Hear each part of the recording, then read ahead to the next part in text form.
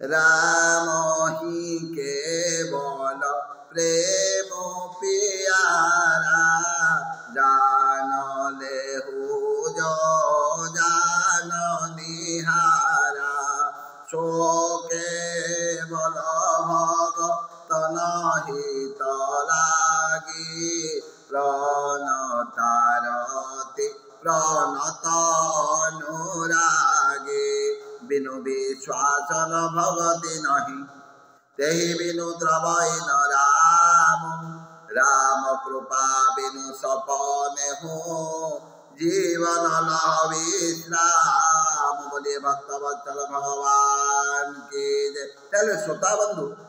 जदि ए मानव समाजटा परिचालित होची ए मानव समाजटा प्रतिष्ठित होची केवल विश्वास ताले विश्वास को आधार करी ए मानव समाज परिचालित होची आ ए मानव समाजटा प्रतिष्ठित होची ताले विश्वास तीनोटी अक्षर ए संसार रे किए का को विश्वास करूची ना बापा पुओ को विश्वास करूची पुओ बापा को विश्वास करूची माँ झियो को विश्वास करूची झियो माँ को विश्वास करूची भक्त भगवान को विश्वास करूची भगवान भक्त को विश्वास करूचंती गुरु शिष्य को विश्वास करूची शिष्य गुरु को विश्वास करूची ताले विश्वास को आधार करी ए मानव समाजटा परिचालित होची आ प्रतिष्ठित होची ठीक से भली भाबरे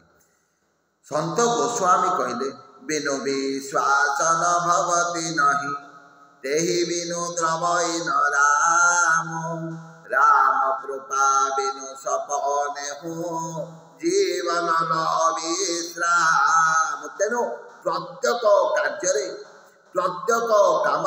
आमर विश्वासटा बलवत्तर हवा दरकार मनीष मनरे जदि विश्वासटा रहीगला सबकिछि द्वंद्व ता मनरू निश्चित भाव आपण माने देखंतु आज जेते बेले कोठी अशांति होची जोठी विश्वास नाही सेठी अशांति होची किंतु जोठी विश्वास रहीगला सेठी निश्चित भाव रे शांति होची आमे कोन करजे मंदिर को जाउते 2 दिन जाउते 5 दिन जाउते 10 दिन जाउते कोन करजे जदि हमर मनस्कामना पूर्ण न होला आमे कोन करजे भगवान को भी विश्वास करबा करे जे किंतु मने रखंतु जदि विश्वास रहीगला निश्चित भाव रे आपनकर सब कार्य सफल हबो काहेकि विश्वास मिलंती हरि तर्के बहु दूर विश्वास जदि होइगला भगवान मात्र प्राप्ति होई जबे कथा मु कहूनी एकता भागवतकार कहउजती विश्वास मिलंती हरि तर्के बहुत दूर जदि तर्क करिबा बहुत दूर को चली जीवो किंतु जदि विश्वास होइगला आमे भगवान को संगे संगे प्राप्ति करिबा एभली जड़े भक्त भगवान को विश्वास करी भगवान को से पाइथिले केते बेले पाइथिले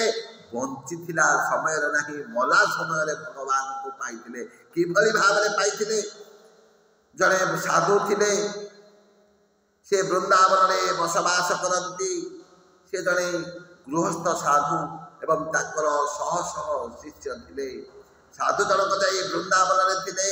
तांकर पिला छुआ कहीं न थांती से प्रत्येक दिन सकाळे ब्रह्म मुहूर्त रे स्नान करी जाली जानती श्रीकृष्ण मंदिर को जाई प्रत्येक दिन भगवान सम्मुख रे ठिया होते कहले प्रभु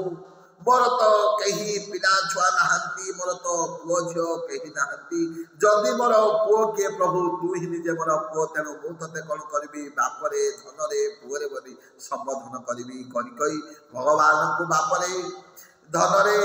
बाबुरे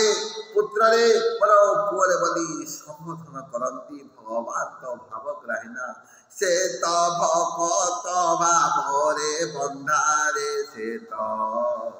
भक्त जीवन धन से तो भक्त भावरे बंधारे से तो भक्त जीवन धन तुता कुडा किले से तो तेरा कोई तुता कुडा किले से तो तेरा कोई एउना करो नाही मन एउना करो नाही मन से तो भक्त भावरे बंधारे से तो भक्त जीवन धन प्रतिदिन भगवान को चली जाती मंदिर को श्रीकृष्ण का मंदिर को तुम्हें माता च पिता तुम्हें बंधु च सखा तुम्हें विद्या च द्रविणम तुम्हें सर्व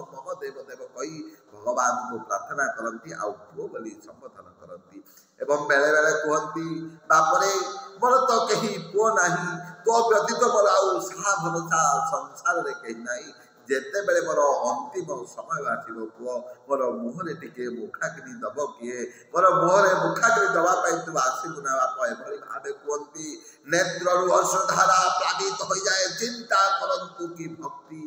एभली भाव चली थाए प्रत्येक दिन भगवान मंदिर को जाती अहर्निशी कौन करती भगवान को ही डाकती शिष्य मैंने देखती गुरुंकर भक्ति एभली भाव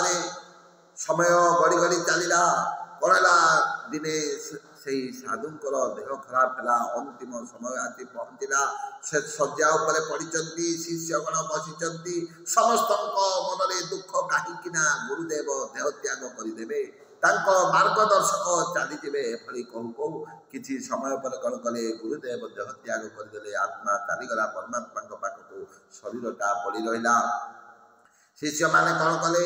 श्मशान को नबार व्यवस्था करदे गुरुदेव शव को धरी श्मशान को गले काठ सजेदेले एवं तापर कौन कले शरीर टी रखीदे चिंता पड़ा जे गुरु शरीर में किए मुखाग्नि दब गुरु को प्रथमे किए मुखाग्नि दब जड़े शिष्य कहला जे गुरुंकर तो मो सबुठालू प्रियतम शिष्य गुरुदेव मते सब बेले पाखरे रखी मु गुरुदेव मुखरे मुखाग्नि देवी एभली भाव जड़े जड़े विभिन्न प्रकार कथा कहले किसी समय चलीगला शेष दूर शुभागला किसी दूर गोटे छोट बालक 7-8 वर्षर धाई आसुची कौची भाई माने रही जाओ मु मो बापा मुखरे मुखाग्नि देवी यही कथाटी जेतेबेले शिष्य माने शुणिले अबाक होइगले मुखरू वचन बाहरिला नहीं कहीं ना एमाने तो जानी गुरुंकर कहीं पुत्र नहांती से पटू गोटे छोटिया बालक धाई आसुची कौची मो बापा मो मुखाग्नि देवी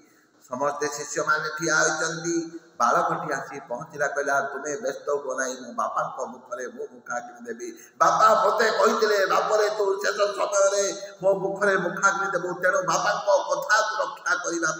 मुझे आज बापा को मुखाग्नि देवी से समय शिष्य मैंने चिंता कले प्रकृत बालक किए कहला तुम्हें मैंने जब मत विश्वास करुन मत पचारुन बापा विषय सब कथा मुदेवी बापा कौटी बाहर बापा कौन खावा रुचि बापा कौटी शुअती बापा क्या भल पाती कौन कौन समस्त जिनिस कहीदेवी शास्त्र कौन पढ़ती से समय पिलाटी सब कथा कहीदेला यही शिष्य मैंने विश्वास करें ना बढ़े मुखाग्नि दंडटी को पिलाटी मुखाग्नि देला एवं बापा कान में से कौच कहला बापा तुम्हें सब बेले जाई मो मंदिर को कहूल ना मुझे बेले अंतिम समय पहुँची बाप मत टे मुखाग्नि दबुरे मोर अंत्येष्टि क्रिया कर तुम कथा को रक्षा करी कहीं मुझे भावग्राही जदि भक्तर भाव होगला जदि प्रेम होगला जदि निष्ठा होगला जदि वैराग्य होगला सब बेले भक्त मो पाखे पहुँची जाए तेणु तुम्हें जेहेतु मत पुत्र भाव में संबोधन कर तेणु पुत्रर कर्तव्य तुमको शेष समय मुखाग्नि दब तेणु तुम पाखे पहुँचली मुखाग्नि देवाई पिलाटी 2 हाथ जोड़ी ठिया होपटे भूलीगला शिष्य मान पटकू कला भाई माने हे शिष्यगण तुम्हें व्यस्त हुआ ना बापा समस्त द्वादश पर्यंत कार्य कर जिते किसी अभाव रही असुविधा हम तुम्हें मैंने मत टे मन पकईदेव मुझे शिष्य मैंने किसी कहवा पूर्व बालकटी से भाग होगला समस्ते जागले गुरुदेव तो सब बेले जाती से श्रीकृष्ण मंदिर को आती प्रभु तुम्हें टे बापरे मत टे आसबू अंत्येष्टि क्रिया करूँ तेणु निजे प्रभु आज बालक रूप धरी आसीगले साधुंकर अंत्येष्टि क्रिया करने शिष्य मैंने निजक धन्य धन्य मन कले कहबार आपण मानू कारण आमे जदि विश्वास रखी प्रेम भाव रखी निष्ठा सहकारे भक्ति सहकारे भगवान रातोचरण निजक समर्पण करदेवा से तो भावग्राही से तो अंतर्यामी अंतर कथा को बुझी पारती आम कथा को सी कहीं न बुझे समस्त कथा को सी बुझे तेणु केवल मनीष जदि विश्वास रखी भगवान को प्रार्थना कर सर्वधर्मान परित्यज्य मामेकं शरणं व्रज ओहं त्वं सर्वपापेभ्यो मोक्षयिष्यामि मा सुत प्रभु छाड़िली सकल आशा करिछि तुम चरणे भरोसा समस्त आशा को छाड़ी दे समस्त प्रकार आशा को छाड़ी दे जो माने भगवान को केवल आशा करती भगवान रातु चरण निजको समर्पण कर दियंती भगवान निश्चित भाव में तार गुहारी शुणती कहीं राम ही केवल प्रेम प्यारा जान ले जो जान निहारा सो